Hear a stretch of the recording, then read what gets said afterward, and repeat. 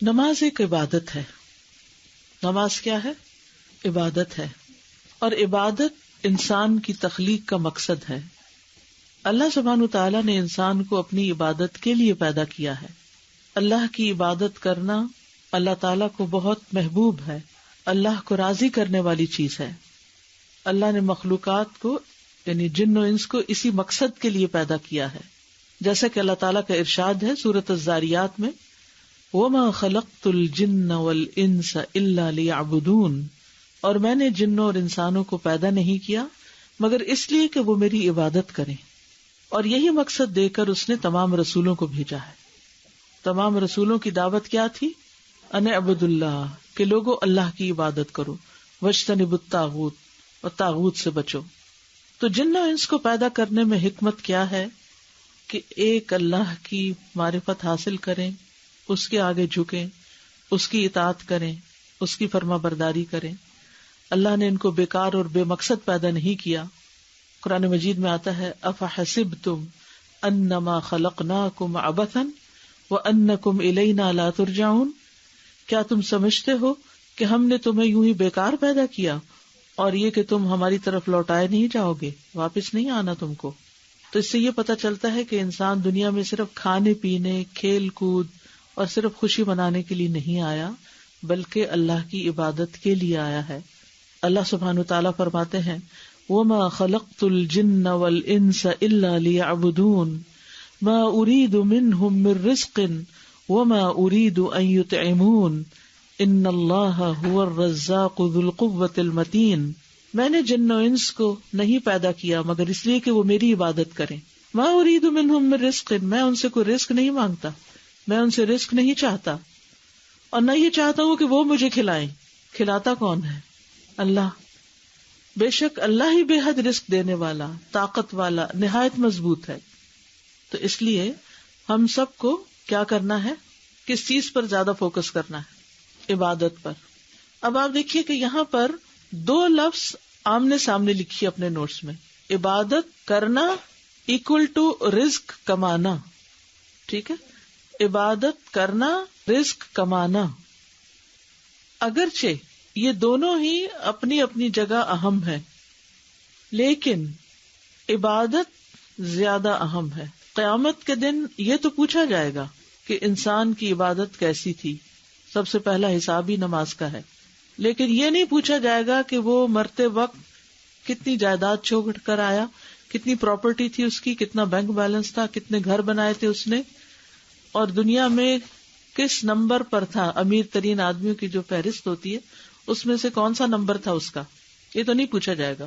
اور نہ یہ میرٹ ہوگا، اور نہ اس بنا پر کسی کی کوئی قدر اور عزت ہوگی، بلکہ کیا پوچھا جائے گا؟ جس کام کے لیے تمہیں بھیجا گیا تھا، جس مقصد کے لیے تمہیں پیدا کیا گیا تھا، وہ تم نے پورا کیا یا نہیں کیا. تو چلیے ہم دیکھتے ہیں کہ عبادت کا معنی کیا ہے. عبادت کا معنی کیا ہے؟ جیسے نیت کا معنی تھا نا، اسی طرح عبادت کا معنی. نیت کا کیا معنی تھا بولا؟ پختہ ارادہ. جی ہاں، کسی کام کو کرنے کا پکا عزم، پختہ ارادہ. اب عبادت کا بھی لغوی معنی، لغت میں عبادت کا معنی ہوتا ہے عاجزی اور خضوع، کسی کے آگے جھک جانا. عبادت کا لفظی معنی کیا ہے؟ عاجزی اور خضوع، جھکنا. اور شرعی معنی ہے یہ ہر اس چیز کا جامع نام ہے جس کو اللہ پسند کرتا ہے اور اس سے راضی ہوتا ہے. کیا ہے؟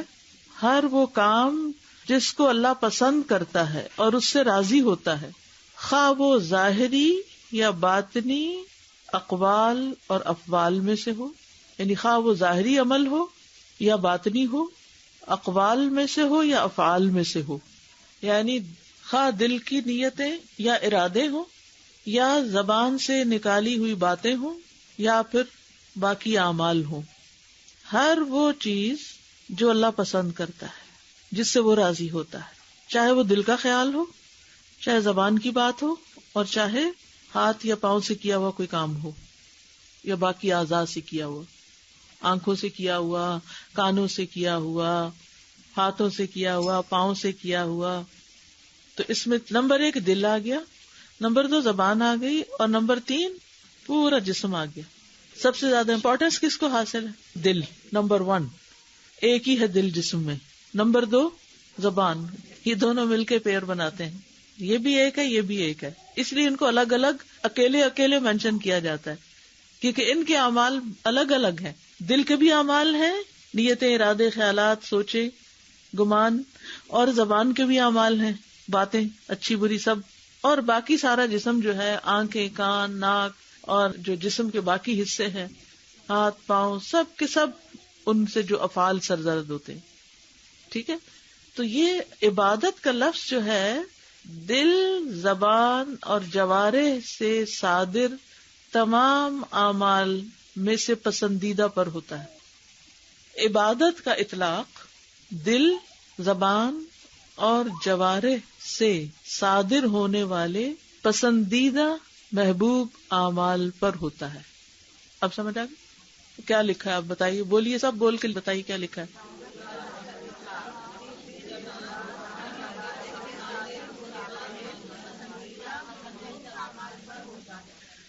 اب عربی میں آپ دیکھیے کتنی مختصر جامع تعریف ہے. ہی اسم جامع لکل ما یحبہ اللہ ویرضاہ من الاقوال والاعمال الظاہرۃ والباطنۃ. ٹھیک ہے. اسم جامع، جامع نام ہے. عبادت ایک لفظ ہے جو جامع ہے، کمپریہنسو ہے. ہر اس چیز پر اس کا اطلاق ہوتا ہے جس کو اللہ پسند کرتا ہے، جس سے راضی ہوتا ہے، چاہے وہ اقوال میں سے ہو یا اعمال ظاہریہ اور باطنیہ میں سے ہو. باطنی اعمال کون سے ہیں؟ دل کے. پھر والعبادۃ تطلق علی شیئین، عبادت کا اطلاق 2 چیزوں پر کیا جاتا ہے. نمبر 1 التعبد، اور نمبر 2 المتعبد بہ. ابھی لکھ لیجئے. الاول التعبد. التعبد کا کیا معنی ہے؟ اطاعت.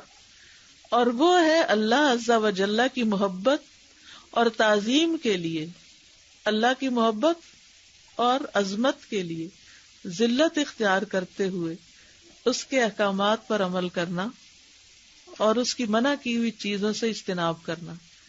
تعبد ایک عمل ہے، رائٹ؟ تعبد کیا ہے؟ عمل. کیا عمل ہے یہ؟ کہ اللہ کی محبت اور عظمت کے احساس کے ساتھ اس کا حکم ماننا اور اس کی منع کی ہوئی چیزوں سے بچنا پوری عاجزی کے ساتھ. یا دوسرے لفظوں میں کہی محبت اور عاجزی کے ساتھ. یعنی ایک طرف محبت ہے، اللہ کی عظمت کا احساس ہے، اور دوسری طرف عاجزی. اللہ کے احکامات پر عمل کرنا اور اس کی منع کی ہوئی چیزوں سے رکنا.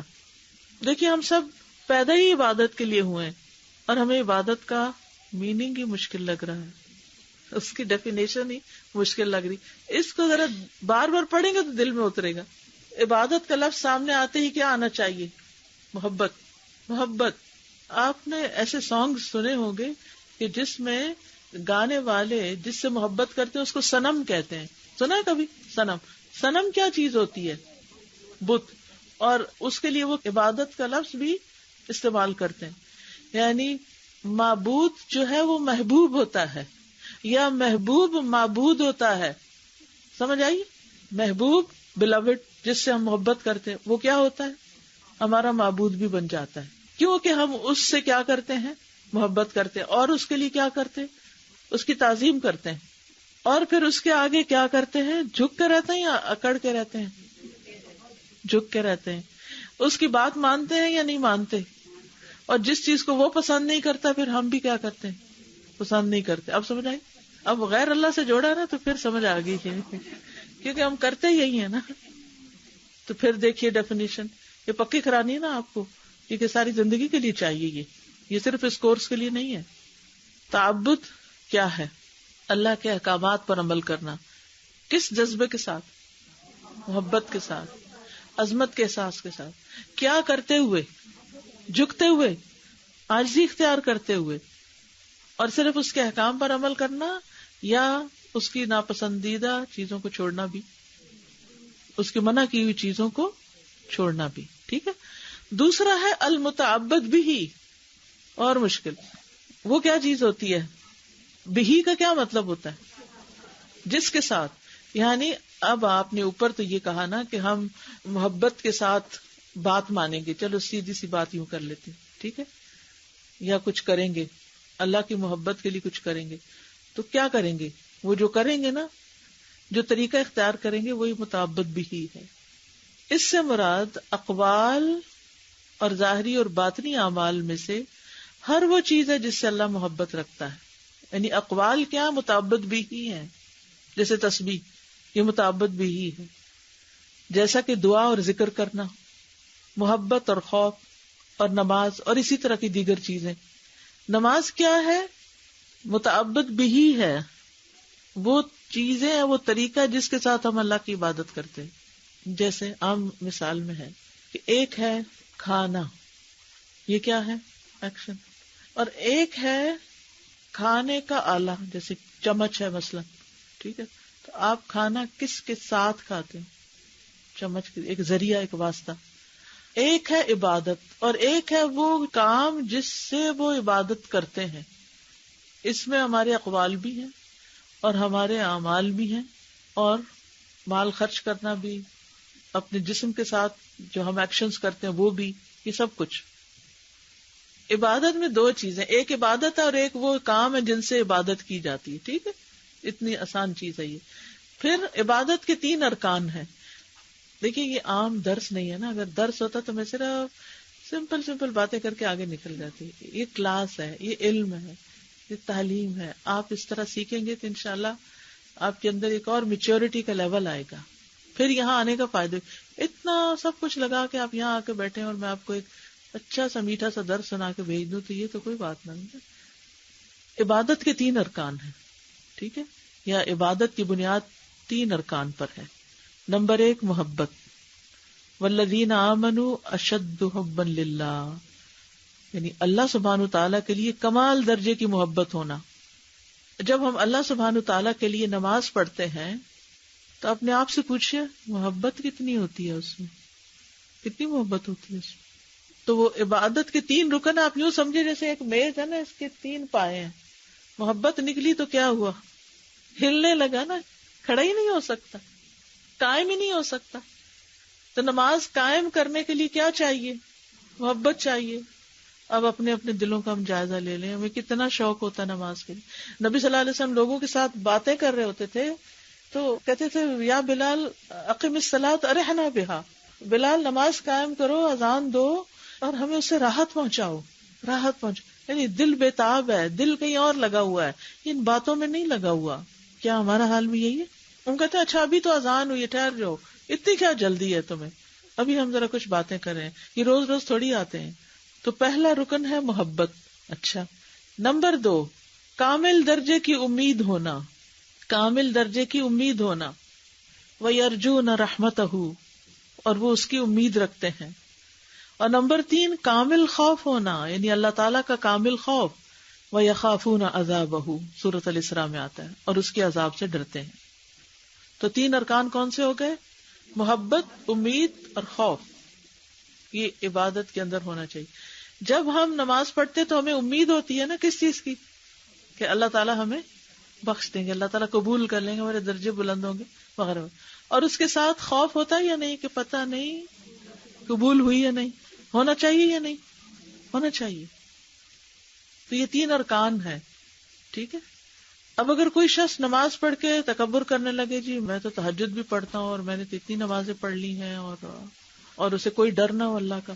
کیونکہ جب اللہ کا ڈر آتا ہے نا تو پھر انسان کے اندر خشوع پیدا ہوتا ہے، عاجزی پیدا ہوتی ہے، اور جب امید آتی ہے تو محبت پیدا ہوتی ہے، تو وہ عبادت کا مقصد پورا ہوتا ہے.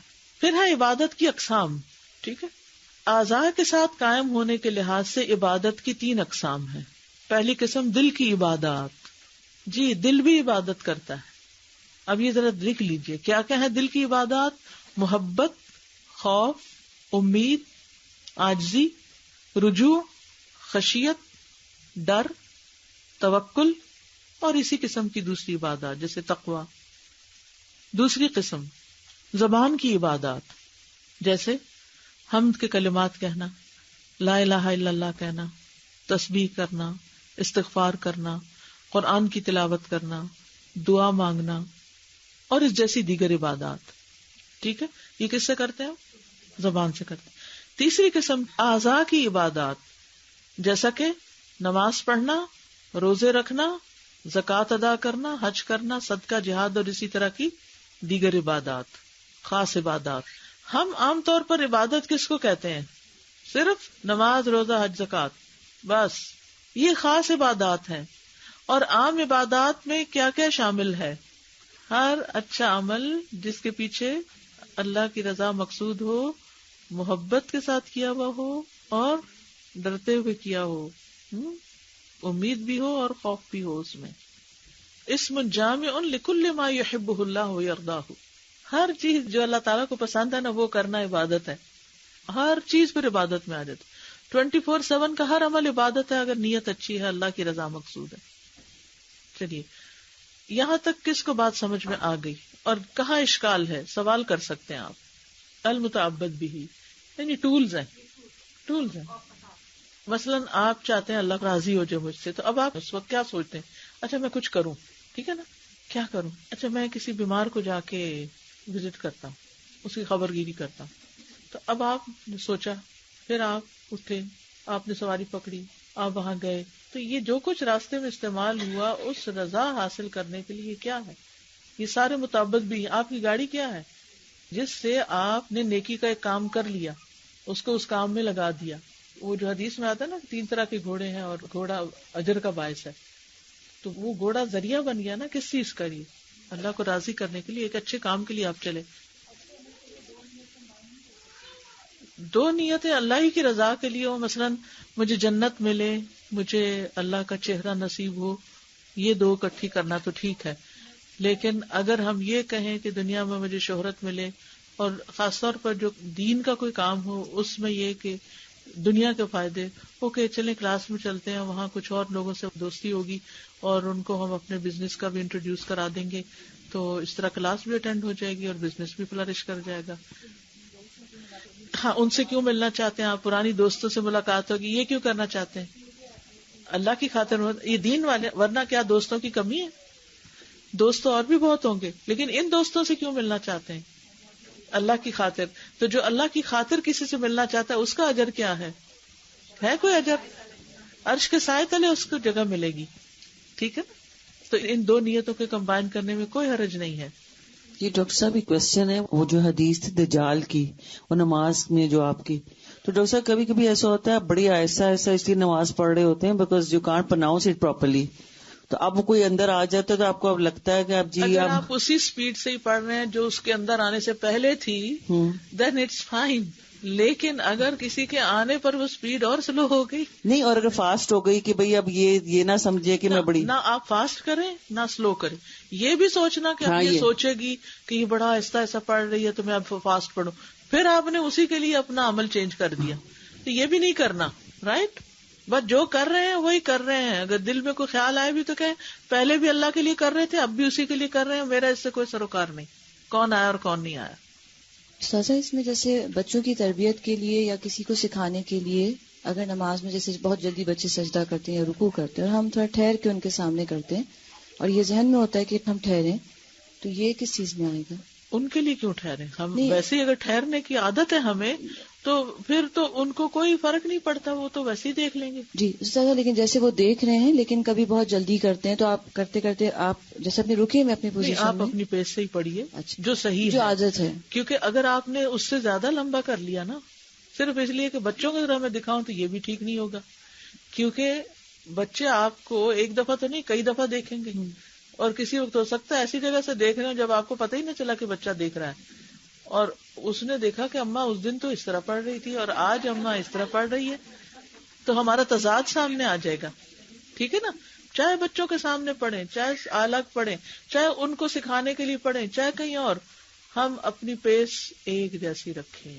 اللہ یہ کہ کبھی ایسا ہوتا ہے کہ آپ کو بہت ایمرجنسی ہوتی ہے، کبھی کبھی ایسا ہو جاتا ہے، اس وقت اس ایمرجنسی کی وجہ سے آپ نماز اگر جلدی پڑھ رہے ہیں تو وہ آپ نے کسی دکھاوے کے لیے جلدی آہستہ نہیں کی، بلکہ کیونکہ نبی صلی اللہ علیہ وسلم نے طویل ترین نمازیں بھی پڑھی ہیں اور مختصر ترین بھی پڑھی ہیں ایز پر نیڈ. ٹھیک ہے،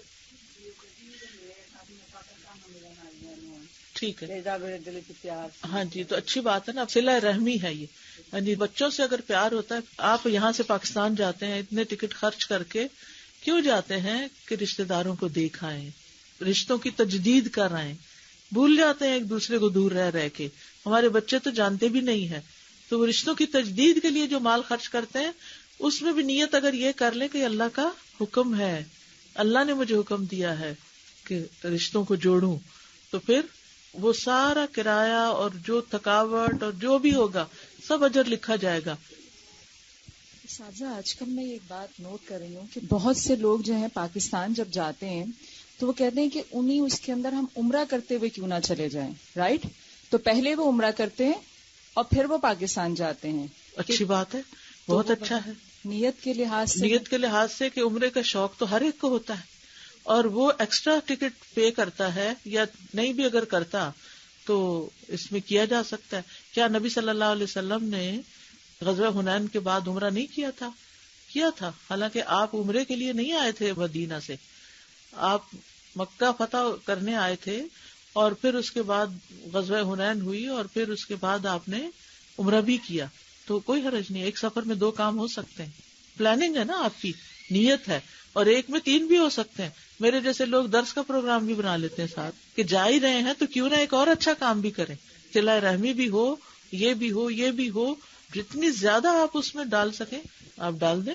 تو میں نے تو یہ نتیجہ نکالا کہ ہر کام صرف اور صرف اللہ کے لیے کیا جائے، باقی مقاصد خود بخود پورے ہو جائیں گے. بالکل، باقی اس کے تابع ہو جائیں. اب عبادت کی اہمیت کیا ہے؟ جیسے پہلے بھی ہم نے دیکھا کہ عبادت اللہ کا حق ہے، آسمان اور زمین کے رہنے والوں پر اللہ کا حق ہے کہ وہ اس کی عبادت کریں اور کسی کو بھی اس کے ساتھ شریک نہ ٹھہرائیں.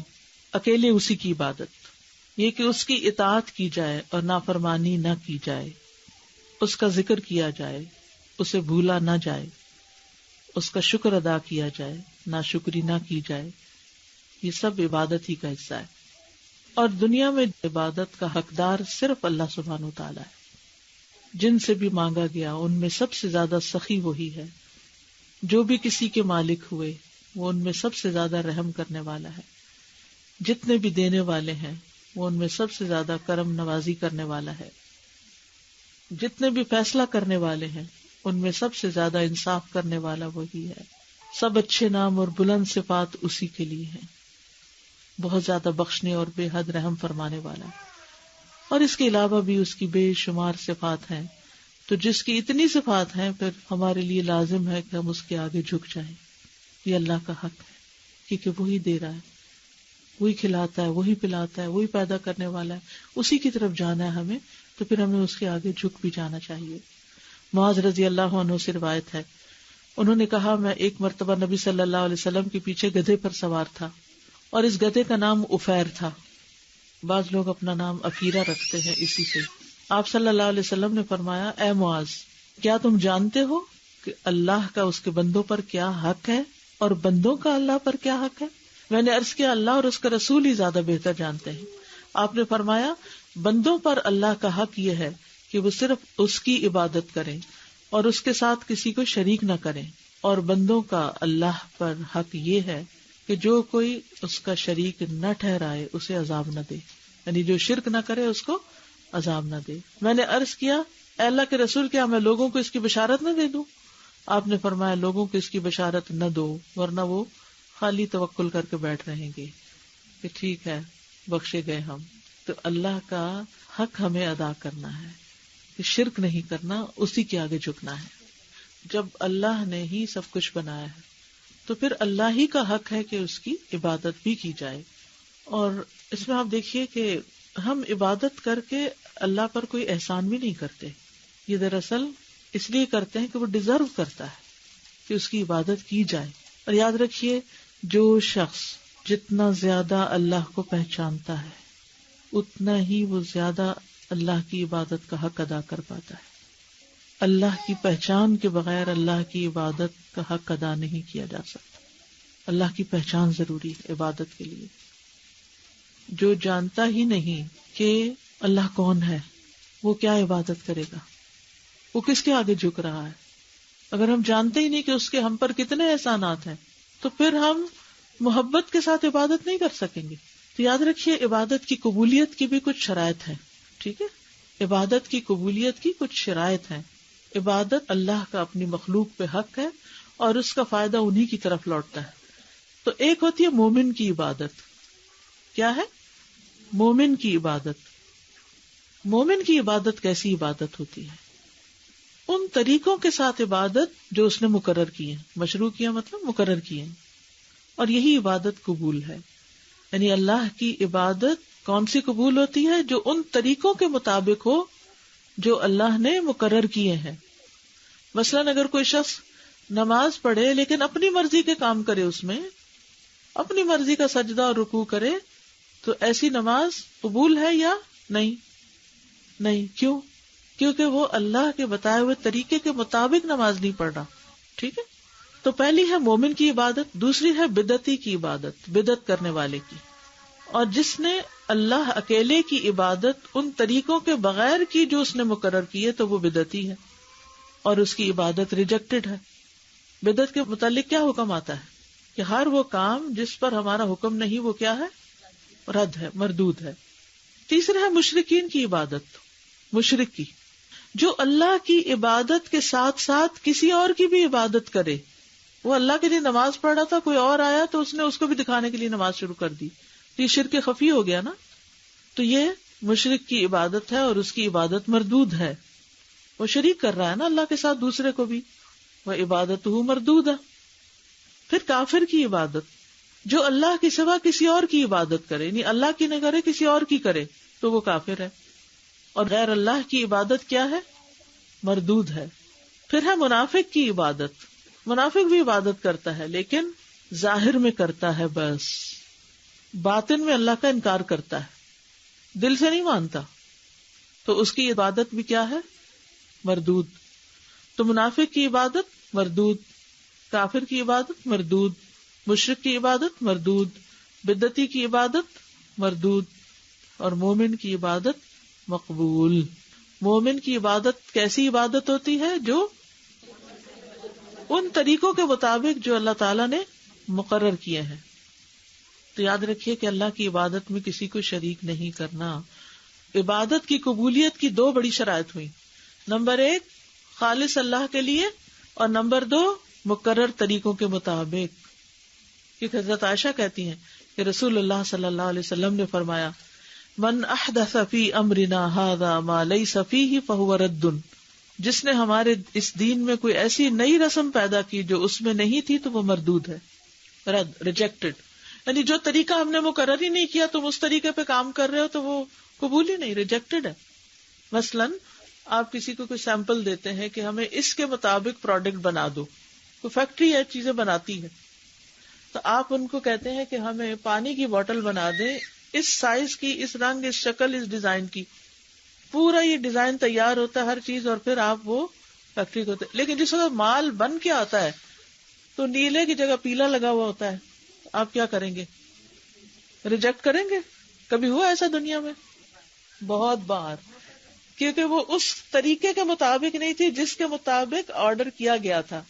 ہمیں بھی جس طریقے کے مطابق نماز کا حکم دیا گیا, اگر ہماری نماز اس طریقے پر نہیں تو کیا ہے؟ ریجیکٹڈ. یہ یاد رکھنے کی بات ہے. تو ہم یہ کورس کیوں کر رہے ہیں؟ تاکہ ہمیں صحیح طریقہ پورے دلائل کے ساتھ پتہ چلے کہ ہم نے کیا کرنا ہے کیا نہیں کرنا. اب یہ ہوتا ہے کہ بعض اوقات ہم نماز پڑھ رہے ہوتے ہیں اور خوب اپنی منمانیاں کر رہے ہوتے ہیں اس میں, کبھی دوپٹہ ہی ٹھیک نہیں, کبھی وہ باریک ہے, کبھی ٹخنے ننگے ہیں, کبھی لباس ٹائٹ ہے, کبھی وضو ڈھنگ کا نہیں کیا ہوا, کبھی قبلے کی طرف ہی رخ کرنے کا نہیں, کبھی کھڑے ہونے کے بجائے بیٹھ کے نماز پڑھنے, اور اگر کوئی منع کر دے تو سیخ پا ہو جاتے ہیں, ناراض ہو جاتے ہیں کہ شکر نہیں کرتے ہم پڑھ رہے ہیں, تم پر بھی احسان ہے اور اللہ پر بھی احسان ہے. تو یاد رکھیے کہ جب تک ہم اس طریقے کو اختیار نہیں کریں گے جو مقرر کیا گیا ہے, اس وقت تک کیا نہیں ہوگا؟ قبولیت نہیں ہوگی. تو عبادت کے کچھ اصول ہوتے ہیں. نمبر 1 اخلاص. وما امروا الا ليعبدوا الله مخلصين له الدين حنفاء ويقيموا الصلاة ويؤتوا الزكاة وذلك دين القيم. نمبر 2 دوسری شرط اسے اللہ نے مشروع کیا ہو. قرآن مجید میں آتا ہے ثم جعلناك على شريعة من الامر فاتبعها ولا تتبع اهواء الذين لا يعلمون انہم لن یغنوا عنک من اللہ شیئا فإن الظالمین بعضهم اولیاء بعض واللہ ولی المتقین. اب یہ دلیل ہے کہ اس طریقے کے مطابق کام کرنا ہے جو اللہ نے مقرر کیا. سورۃ الجاسیہ آیت نمبر 18-19 نمبر لکھ لیں, آیت گھر جا کے مکمل کریں, آیت مکمل کیجئے. Home work. ثم جعلناک علی شریعۃ من الامر, ترجمہ اس کا پھر ہم نے تمہیں دین کے معاملے میں ایک واضح راستے پر لگا دیا, اسی پر چلو اور ان لوگوں کی خواہشات کے پیچھے نہ چلو جو نہیں جانتے. بلا شبہ وہ اللہ کے مقابلے میں ہرگز تمہارے کسی کام نہیں آئیں گے, اور یقیناً ظالم لوگ ان کے بعض کے دوست ہیں, اور اللہ متقی لوگوں کا دوست ہے. نمبر 3, اس طریقے کی وضاحت رسول اللہ صلی اللہ علیہ وسلم نے کی ہو. یعنی قرآن میں جیسے حکم ہے نماز پڑھو تو اس کی وضاحت کس نے کی ہے؟ نبی صلی اللہ علیہ وسلم نے. اس طریقے کی وضاحت نبی صلی اللہ علیہ وسلم نے کی ہو. یاد رکھیے, عبادت کا نمونہ اور عبادت کی وضاحت کرنے والے خود رسول اللہ ہوں صلی اللہ علیہ وسلم. وما آتاکم الرسول فخذوہ وما نہاکم عنہ فانتہوا واتقوا اللہ ان اللہ شدید العقاب. اور جو رسول تمہیں دیں وہ لے لو, اور جس سے روکے رک جاؤ, اور اللہ سے ڈرو, یقیناً اللہ بہت سخت سزا دینے والا ہے. نمبر 4, امید اور خوف کے ساتھ عبادت ہو. کیا ہو؟ امید اور خوف کے ساتھ عبادت ہو. پیغمبروں کے بارے میں آتا ہے کہ انہم کانوا یسارعون فی الخیرات ویدعوننا رغبا ورہبا وکانوا لنا خاشعین, کہ بے شک وہ نیکیوں میں جلدی کرتے تھے اور ہمیں رغبت اور خوف سے پکارتے تھے. یعنی نیک کام کر کے بھی ان کے اندر رغبت بھی ہوتی تھی, خوف بھی ہوتا تھا, ڈر بھی اور امید. رغبت امید کو کہتے ہیں, اور وہ ہمارے لیے عاجزی کرنے والے تھے. نمبر 5, عبادت مشروع اوقات اور مقدار سے ہو. کس سے ہو؟ مشروع اوقات. وہ کون سے ہوتے ہیں؟ فجر کب پڑھی جائے گی؟ سورج نکلنے سے پہلے. اور اگر کوئی روٹین ہی بنا لے کہ جب اٹھیں گے پڑھ لیں گے, تو یہ کیا ہے؟ یہ پھر عبادت نہیں ہے, اپنی منمانی ہے. مقرر مقدار کے مطابق ہو. 2 رکعتیں ہیں تو 2 ہی پڑھنی ہے, 4 نہیں پڑھنی. زیادہ ہوشیار نہیں بننا, اسمارٹ نہیں بننا کہ ہم تو 4 بھی پڑھ لیتے ہوتے ہیں. آپ صرف 2 پڑھتے ہیں. جی 2 ہی ہیں. اوقات اور مقدار دونوں. ان الصلاۃ کانت علی المؤمنین کتابا موقوتا الحج اشہر معلومات. نمبر 6, بلوغت سے وفات تک عبادت. وَاعْبُدْ رَبَّكَ حَتَّى يَأْتِيَكَ الْيَقِينُ. یہ نہیں کہ اب اصل میں بوڑھی ہو گئی ہوں نا, اب تو نماز چھوڑ دی ہے میں نے. نہیں, اب کیا کریں, اب تو اٹھا ہی نہیں جاتا, اب کیا نماز پڑھنی ہے. نہیں اٹھا جاتا, بیٹھ کے پڑھ لو. اب تو گھٹنے ہی چلے گئے ہیں تو اب کیسے کھڑے ہوں, تو کوئی بات نہیں, کرسی پہ بیٹھ جائیں. اب تو نیچے سجدے میں جائے تو اٹھا نہیں جاتا, کوئی بات نہیں, اشارے سے پڑھ لیں, ٹھیک ہے نا. تو موت تک بستر مرگ پہ بھی پڑے ہوئے ہیں, تب بھی اگر ہوش ہے. آپ نے دیکھو کہ کئی لوگ قومے میں بھی ہوتے ہوئے نماز کے اوقات میں اشارے کر رہے ہوتے ہیں نماز کے. اور ہم دیکھو کچھ لوگ, کبھی آپ کو بھی ہو سکتا ہے یہ خواب ہے کہ خواب میں نماز پڑھ رہے ہیں اور بڑی مشکل سے آپ سارے کام کر رہے ہوتے, چونکہ نیند میں ہے نا, تو وہ ہاتھ اٹھانا اور رکوع اور سجدہ, لیکن آپ کر رہے ہوتے ہیں کیونکہ وہ فکر ہوتی ہے نا. پھر اگلا ایک اہم حصہ یہ ہے کہ عبادات میں مختلف لوگوں کے مختلف حالات ہوتے ہیں. اب اپنے آپ کو دیکھنا ہم کہاں ہیں. 3 طرح کے لوگ ہوتے ہیں عبادت کے اعتبار سے. نمبر 1, سابقون, سبقت لے جانے والے.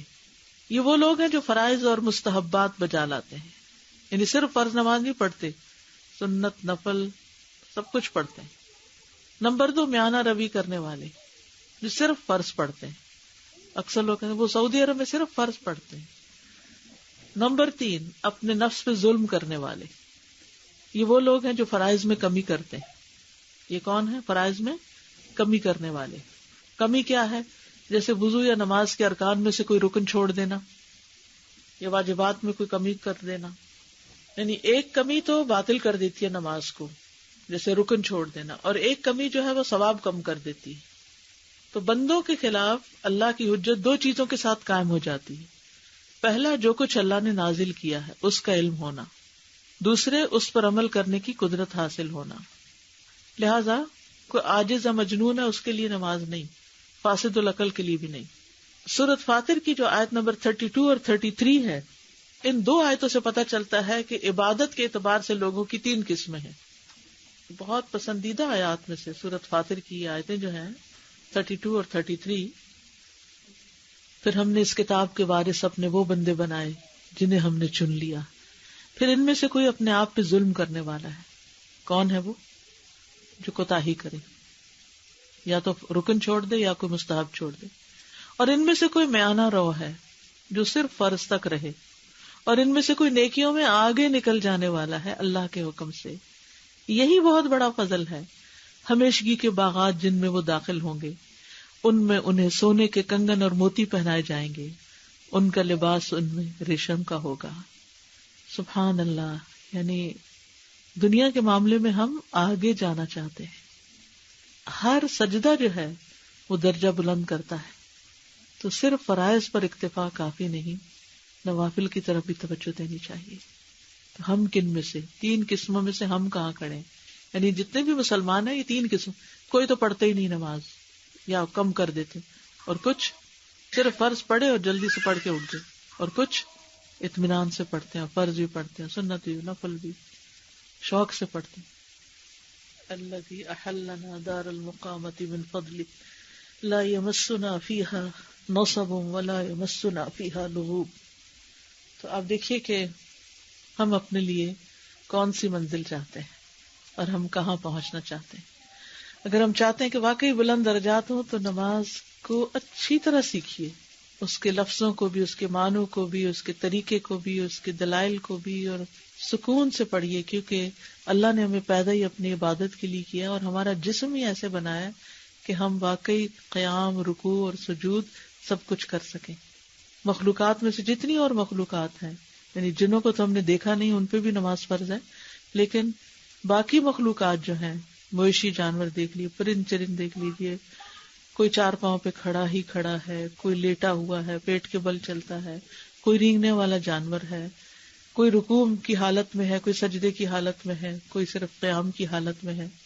ہمیں اللہ نے ایسا جسم دیا کہ ہم یہ تینوں کام کر سکتے ہیں. تو پھر ہمیں کیا کرنا چاہیے؟ اپنی تخلیق کے مقصد کو پورا کرنا چاہیے.